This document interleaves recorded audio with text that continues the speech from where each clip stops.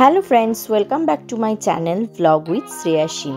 শীতকাল মানেই কিন্তু চারিদিকে বিভিন্ন ধরনের মেলা শুরু হয়ে গেছে।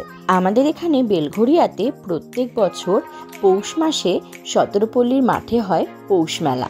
সেই ছোট্টবেলা থেকে মায়ের হাত ধরে আসছি পৌষ মেলাতে। পৌষ মেলায় বিভিন্ন ধরনের স্টল থাকে, আর এখানকার স্টলগুলোর একটা বিশেষত্ব কি জানো? এক একটা স্টলে এক এক রকম দামের তোমরা জিনিস পাবে। মানে কোনো স্টলে বিভিন্ন আইটেম মাত্র 10 টাকা, কোনো স্টলে 20 টাকা, কোনো স্টলে 30, 50 এরকম বিভিন্ন রকমের প্রাইস রেঞ্জ রয়েছে। এই স্টলটায় দেখো কত সুন্দর সুন্দর দুল রয়েছে, আর এই দুলগুলোর দাম কিন্তু ছিল মাত্র 30 টাকা করে। এছাড়াও এখানে বাচ্চাদের জন্য বিভিন্ন ধরনের খেলনাও কিন্তু তোমরা পেয়ে যাবে। তাছাড়াও ছিল দেখো স্টিলের বিভিন্ন ধরনের বাসনপত্র। তো পৌষ মেলা থেকে প্রত্যেকবারই কিন্তু আমি কিছু না কিছু কিনি।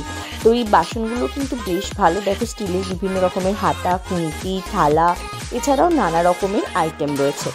ছোটবেলা থেকে সারা বছর অপেক্ষা করে থাকতাম পৌষ মেলা আসার জন্য, কারণ এখানে বাচ্চাদের জন্য এত সুন্দর সুন্দর খেলনা পাওয়া যায়।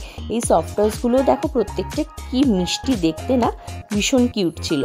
তো এখানে দেখো আরও কিছু জুয়েলারি তোমাদের সাথে শেয়ার করছি। তো এগুলোর দাম দেখো এক একটার এক এক রকম, কোনোটা 80 রুপিস, কোনোটা 120, আর প্রত্যেকটা ইয়াররিংই কিন্তু ভীষণ সুন্দর দেখতে। এছাড়া মাথার ক্লিপ, ক্ল্যাচার, এগুলো তো বিভিন্ন টাইপের তোমরা পেয়ে যাবে। পৌষ মেলার স্টলগুলোর কালেকশনগুলো কিন্তু বেশ ভালো থাকে। এখানে দেখো ব্যাঙ্গেলগুলো যেরকম রয়েছে, তো এই ব্যাঙ্গেলগুলোর দাম মোটামুটি ওই 100 রুপিস মতো করে ছিল। আবার কোনোটা কিন্তু এর থেকে কম দামেরও আছে, মানে 20-30 এরকমও পাবে তোমরা। এই ছোট্ট ছোট্ট দুলগুলো যেগুলো দেখছো, এগুলো কিন্তু অনলি 30 রুপিস করেছিল।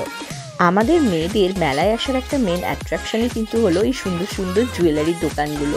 আর এখানে তো কিউট কিউট দুল পাওয়া যাচ্ছে দেখো, আর প্রত্যেকটা দামও তোমাদের বললাম অনলি 30 রুপিস করেছিল। তো তোমরা কিন্তু এখান থেকে এসে নিজেদের পছন্দ মতো জুয়েলারি কিনতে পারো। এখানে দেখো দুল ছাড়াও কিন্তু বিভিন্ন রকমের হাড়ের ডিজাইনও ছিল।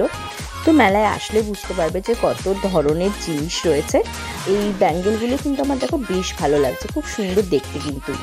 তো এছাড়াও দেখো পাশের দোকানটায় আবার যেরকম বললাম যে স্টিলের অনেক কিন্তু জিনিসপত্র রয়েছে। এছাড়া বাচ্চাদেরও বিভিন্ন ধরনের কিন্তু প্লাস্টিকের খেলনা ছিল। এছাড়াও দেখো এখানে তোমরা পেয়ে যাবে কিন্তু কাপ ডিশের সেট। তো বিভিন্ন ধরনের সুন্দর সুন্দর প্লেটের কালেকশন রয়েছে। তবে এই স্টলগুলো থেকে কোনো জিনিস কেনার আগে কিন্তু ভালো করে দেখে বুঝে নিয়ে কিনবে, কারণ এগুলো একবার কিন্তু কেনা হয়ে গেলে আর কিন্তু ফেরত হয় না। পাশের এই দোকানটায় কিন্তু বিভিন্ন সুন্দর সুন্দর গোল্ডেন কালারের জুয়েলারি ছিল, আর দামগুলো দেখো মোটামুটি 60, 80, 100 এরকম রেঞ্জের মধ্যে রয়েছে, দেখতেই পাচ্ছ। এই হারগুলো দেখো বেশ সুন্দর লাগছে কিন্তু দেখতে।